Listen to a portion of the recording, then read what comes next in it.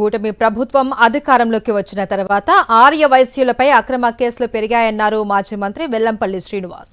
ప్రకాశం జిల్లాలో 3 చోట్ల ఆర్య వైశ్యులపై దాడులు జరిగాయని, జగన్ 2.0లో బాధ్యులకు శిక్షలు తప్పవు అని హెచ్చరించారు.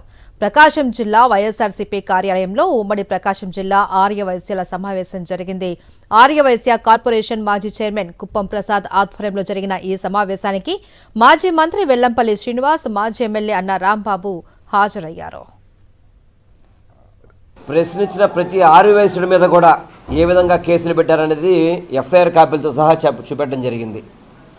అదే కాదు, ఈ మీటింగ్లో కూడా అనేక మంది వైశ్యాస్ వచ్చి అన్న మా మీద రౌడీ షీట్ పెట్టారు, మా మీద ఎస్సీ ఎస్టీ కేసు పెట్టారు. అతను కూడా మీలాగా ఒకతనైతే మీ జర్నలిస్టులో ఉన్నాడు, ఒక అతను కూడా వైశ్యాస్ అతను కూడా. అంటే ప్రభుత్వం చేసింది తప్పు, మీరు ఇచ్చిన వాగ్దానాలు నెరవేర్చండి అని చెప్పి ప్రశ్నిస్తే చాలు తప్పుడు కేసులు పెట్టడం. గతంలో జగన్మోహన్ రెడ్డి గారి హయాంలో కాణిపాక నుంచి అరసవల్లి వరకు ప్రతి దేవాలయంలో ఆర్య వైశ్యులకి అవకాశం కల్పించారు. తిరుమల తిరుపతి దేవస్థానంతో సహా తిరుమల తిరుపతి దేవస్థానంలో ప్రతి కమిటీలో కూడా 2 ఆర్య వైశ్యులు ఉండేవాళ్ళు. ఈరోజు ఎక్కడైనా ఉన్నారా?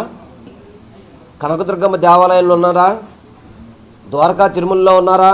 ఏ దేవాలయంలో ఉన్నారా అసలు ఆర్య వైశ్యులు? ఎందుకు ఆర్య వైశ్యులకి అర్హత లేదా? మరిన్ని అప్డేట్స్ కోసం ఛానల్ ను సబ్స్క్రైబ్ చేయండి. నోటిఫికేషన్స్ కోసం బెల్ ఐకాన్ పై క్లిక్ చేయండి.